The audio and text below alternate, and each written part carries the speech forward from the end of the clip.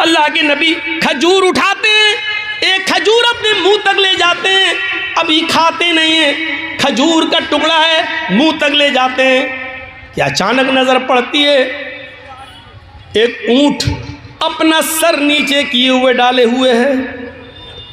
उसी बाग में एक ऊंट अपना सर नीचे किए हुए डाले है। अल्लाह के रसूल ने खजूर रख दिया और उस ऊंट के पास चले गए। जैसे ही उस ऊंट के सर पे अपना हाथ फेरा, होता है आप लोग अपने कुर्बानी के जानवरों पर हाथ फेरते हैं प्यार में, अल्लाह के रसूल ने जैसे ही उस ऊंट के सर पे अपना हाथ फेरा, उस ऊंट ने अपनी लंबी गर्दन अल्लाह के रसूल के सीने से लगा दी और उस ऊंट के आंखों से आंसू बह पड़े। अल्लाह के रसूल सल्लल्लाहु अलैहि वसल्लम को उस वक्त अल्लाह ने बज़रिए जिब्रील बता दिया। जैसे ही ऊंट ने आपने हाथ फेरा, ऊंट ने अपना सर नबी के सीने से लगा दिया, रोना शुरू कर दिया। ऊंट के रोने को देखकर नबी का रोना शुरू हो गया और अल्लाह के रसूल ने पूछा, मन रब्बु हाज़ल जमल, इस ऊंट का मालिक कौन है? उधर से आवाज आती उस अंसारी से, अंसारी ने, अल्लाह के रसूल ये ऊंट मेरा है। आपने कहा इधर आओ। जी कहिए अल्लाह के रसूल क्या बात?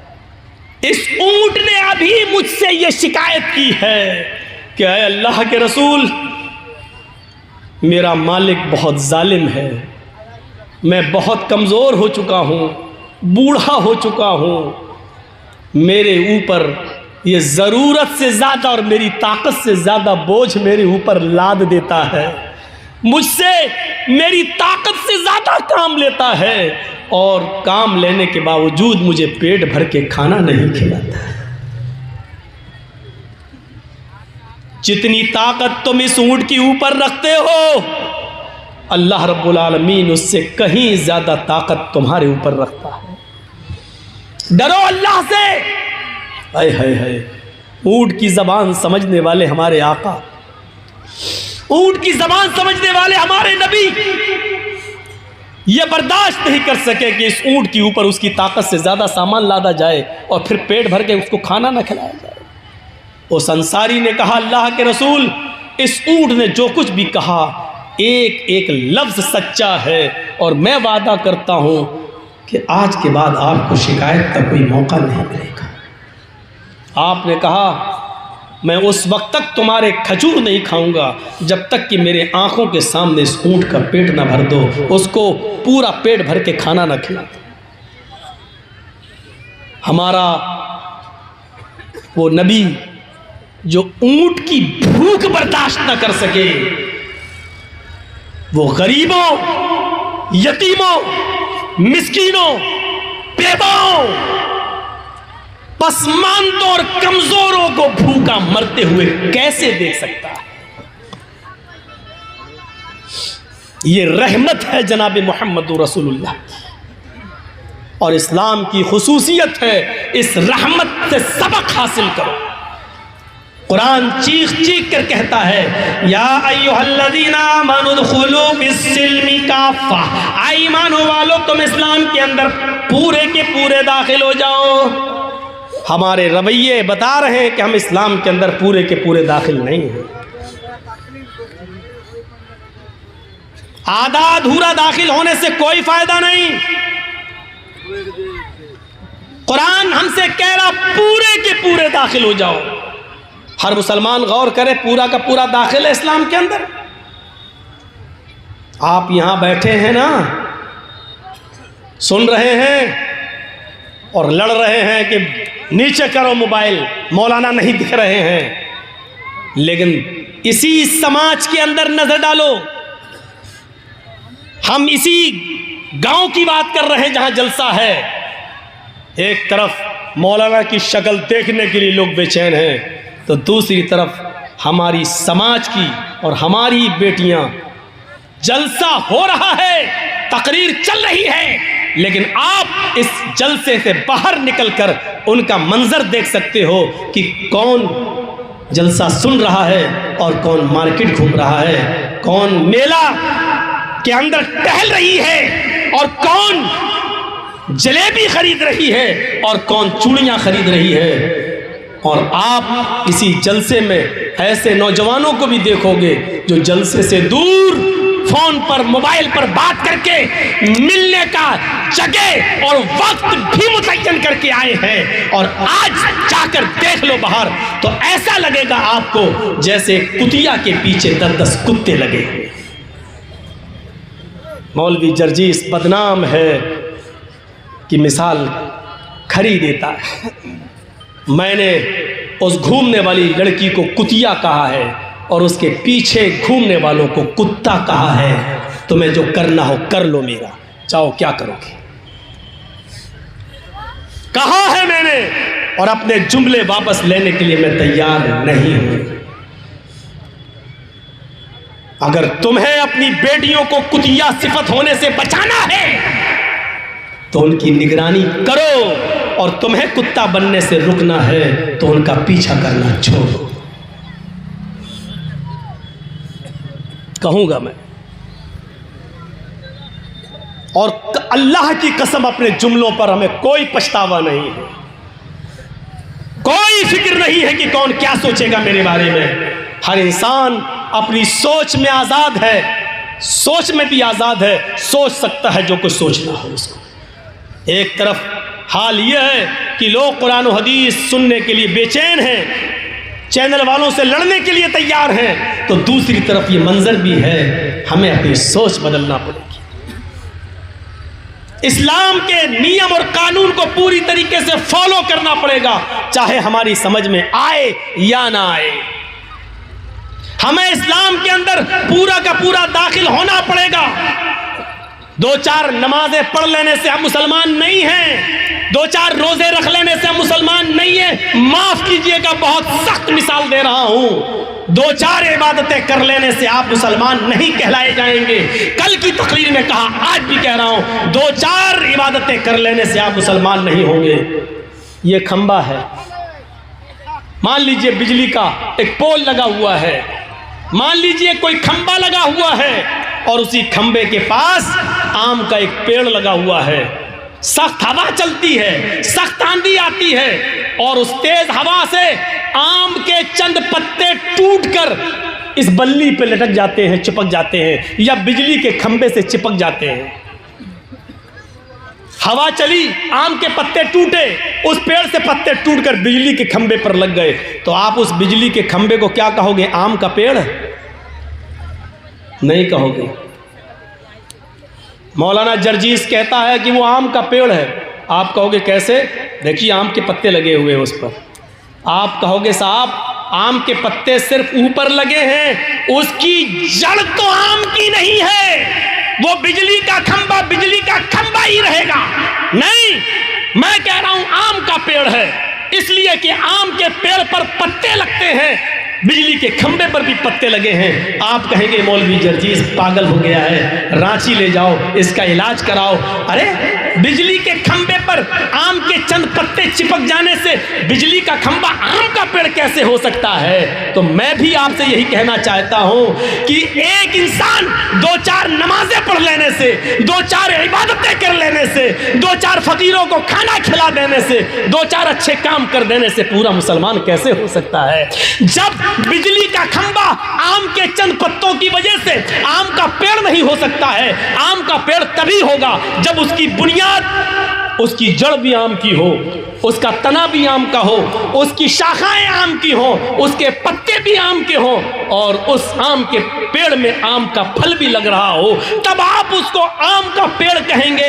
इसी तरीके से आपको मुसलमान उस वक्त कहा जाएगा जब आपकी बुनियाद जड़ से मुसलमान हो, आपका उठना इस्लामी हो, आपका बैठना इस्लामी हो, आपकी बुनियाद इस्लामी हो, आपका चलना इस्लामी हो, आपकी शादी ब्याह इस्लामी हो, आपके समाज में रहना इस्लामी हो, आपका चाल चलन इस्लामी हो, आपकी मुंह से गुफ्तगू इस्लामी हो। जब ये सारी चीजें इस्लामी हो तब कहा जाएगा कि आप मुसलमान हैं। वरना बिजली के खंबे पर आम के 2-4 पत्ते चिपक गए हैं, बस 2-4 अमल कर लेने से आप मुसलमान नहीं।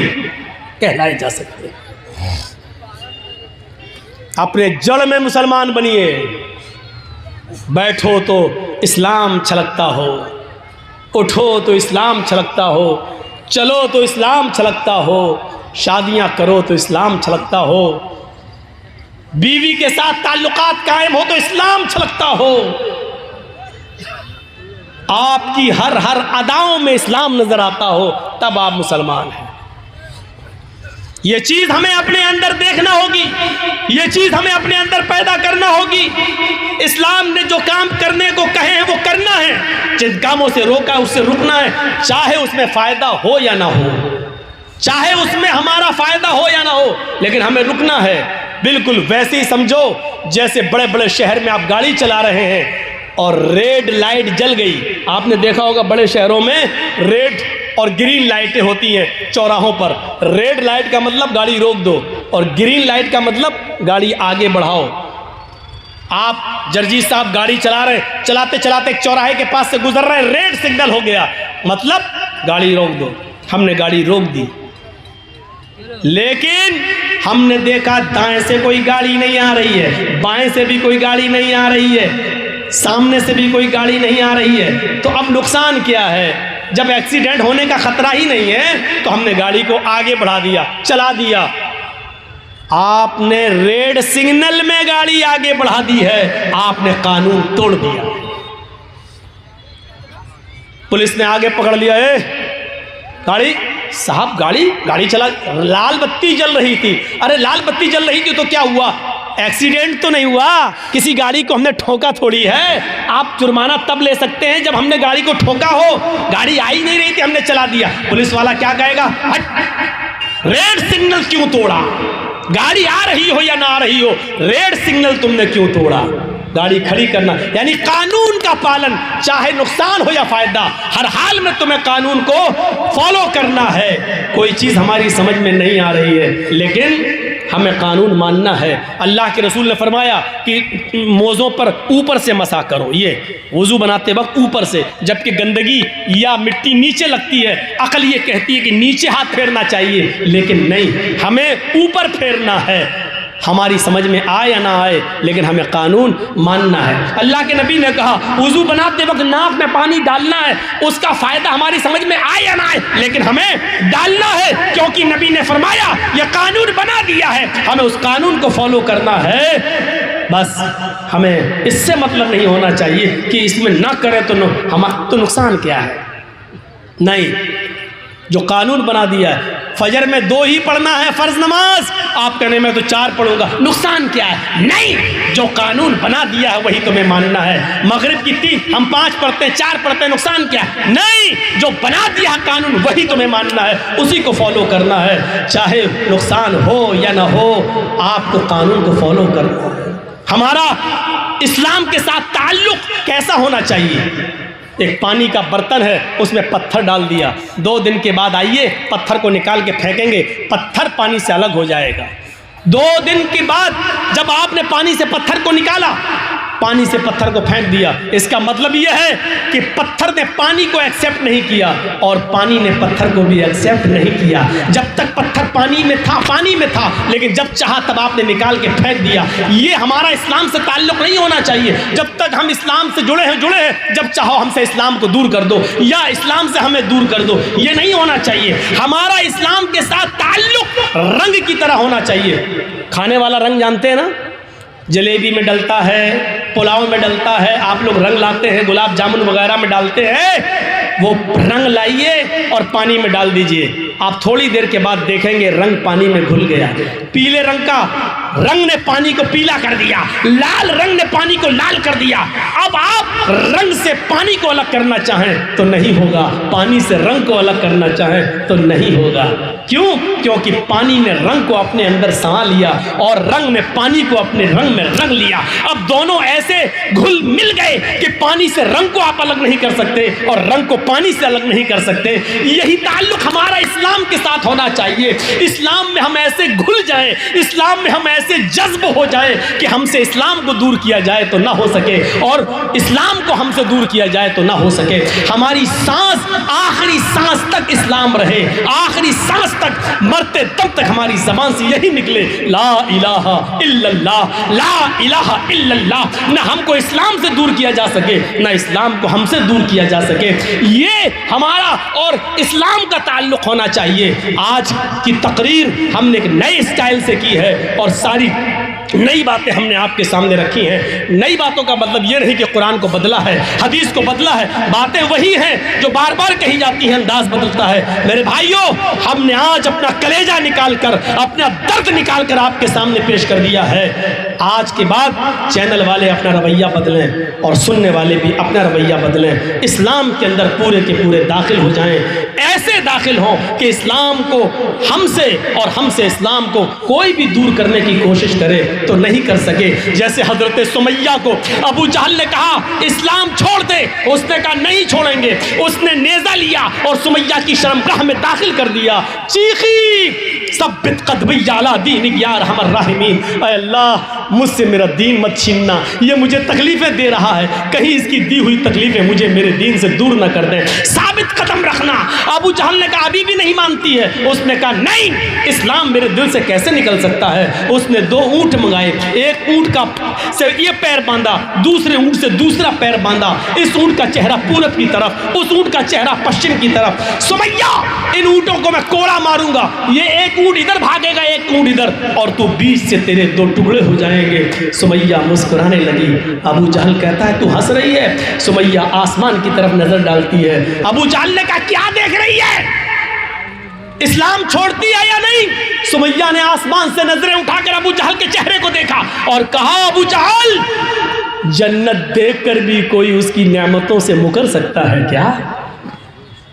कहा मैं इन ऊँटों को भगा रहा हूं। कहती है चीख कर अबू जहल शौक से भगा इन ऊँटों को। जितनी देर तू इन ऊँटों को भगाने में लगा रहा है उतनी देर मुझे अल्लाह की जन्नत में जाने में लग रही है। जितनी जल्दी तू इन ऊँटों को भगा देगा उतनी जल्दी मैं जन्नत में दाखिल हो जाऊंगी। मेरे भाइयों, अबू जहल ने ऊँटों को कोड़े मारे और सुमैया के 2 टुकड़े हो गए। यानी आखिरी दम तक सुमैया से इस्लाम नहीं निकाला जा सका और इस्लाम से सुमैया अलग नहीं हुई। ये ताल्लुक़ हमारा इस्लाम के साथ होना चाहिए। हमसे कितनी ही मुसीबतें आएँ, ना इस्लाम हमसे दूर हो ना हम इस्लाम से दूर हों। उठना बैठना, एक गौर करो, अपने बच्चों को तालीम दो इस्लामी।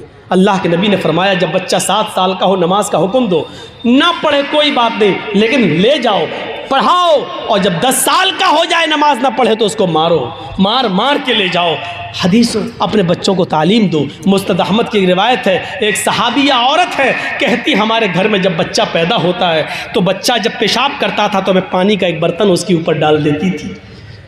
बच्चा पेशाब करता तो पानी से उसको धो देती, उसकी शर्मगाह पर पानी डाल देती थी। जब बच्चा पहले दिन चलने के लायक हुआ, पहला दिन जब बच्चा चलने लगा, पहले दिन जब खड़ा हुआ और मेरे बच्चे को जब पेशाब की ज़रूरत हुई तो मैंने अपने बच्चे से ये नहीं कहा बेटा पानी लेके जाओ, क्योंकि अब तक मैंने उसकी आदत डाल दी थी। बच्चा जिस दिन चलने के लायक हुआ उसी दिन पानी का बर्तन लेके जाने लगा और पेशाब करके अपनी शर्मगाह पे पानी डालने लगा। मैंने अपने छोटे से 1 साल के उस 1.5 साल के बच्चे को देखा जो अपनी शर्मगाह पर अपने हाथ से पानी डाल रहा है। हालांकि उसको इस्तिंजा करना नहीं आता है, उसको पेशाब करके धोना नहीं आता है, इस्तिंजा कैसे किया जाए उसको नहीं मालूम, लेकिन मैंने अपने बच्चे को अपनी शर्मगाह पे पानी डालते हुए देखा। मैंने कहा फुज़्तु बिरब्बिल काबा, अल्लाह की कसम में कामयाब हो गई, अल्लाह की कसम में कामयाब हो गई। मैं अपने बच्चे को जैसा बनाना चाहती थी मैंने अपने बच्चे को इस्लामी माहौल में डाल दिया। ये उस औरत ने चीख कर कहा अल्लाह की कसम में कामयाब हो गई। वो औरतें गौर करें जो 4 साल और 6 साल के बच्चे की पैंट की चैन खोलकर खड़े होकर नालियों में पेशाब कराती हैं। तुम अपने बच्चों को इस्लाम की तालीम क्या दोगी, तुम अपने बच्चों को क्या बनाओगी, जबकि तुम्हारे शौहर BA और MA करने के बाद PhD करने के बाद, MBBS करने के बाद खुद गधे और कुत्तों की तरह खड़े होकर पेशाब कर रहे हैं, तुम अपनी औलाद को बैठकर इस्तिंजा करने की तालीम क्या दोगी? उस सहाबिया से सीखो। इस्लाम के अंदर हमें पूरे के पूरे दाखिल होना है। उम्मीद है इंशाअल्लाह आज का हमारा ये बयान, आज की हमारी ये तकरीर हमारी ज़िंदगियों में इनकलाब पैदा करेगी और हम अपने मुआशरे में इस्लाम को पूरी तरीके से नाफिज करेंगे। बहुत थका हुआ था, कई दिनों से मुसलसल प्रोग्राम, और कल भी किशनगंज के इलाके में पौवा खाली में जाना है। तो मेरे भाइयों, परेशान हूँ, थका हुआ हूँ, फिर भी मैंने आपका 1.25 घंटा ले लिया है। अल्लाह से हम दुआ करते हैं कि बारे अल्लाह हमारी ख़ताओं को माफ़ फरमा दे, हमारे गुनाहों को बख्श दे, हमें इस्लाम के अंदर पूरा का पूरा दाखिल फरमा दे। जब तक तू हमें ज़िंदा रख, इस्लाम में ज़िंदा रखना, और जब हमारा ख़ात्मा हो तो इस्लाम में, हमारा ईमान पर हमारा ख़ात्मा फरमाना। और आए बारे अल्लाह हम तमाम मुसलमानों को हनफी, बरेलवी, शिया, सुन्नी, अहले हदीस, इन झगड़ों से निकाल कर हमें सबको इत्तेफाक, इत्तेहाद के एक प्लेटफार्म पर कायम कर दे, और हमें मिलकर चुनाव हो या कोई भी मौका हो, हमें इत्तेहाद और इत्तेफाक के साथ एक जगह जमा होने की तौफीक अता फरमा। बारे अल्लाह फिर से दुआ करता हूँ कि जब तक ज़िंदा रख, इस्लाम पर रखना, खात्मा हो तो ईमान पर फरमाना। वमा अलैना इल्लल बलागुल मुबीन व आखिरु दअवाना अनिल हम्दुलिल्लाहि रब्बिल आलमीन। जिन लोगों ने अभी तक ताउन नहीं किया या मज़ीद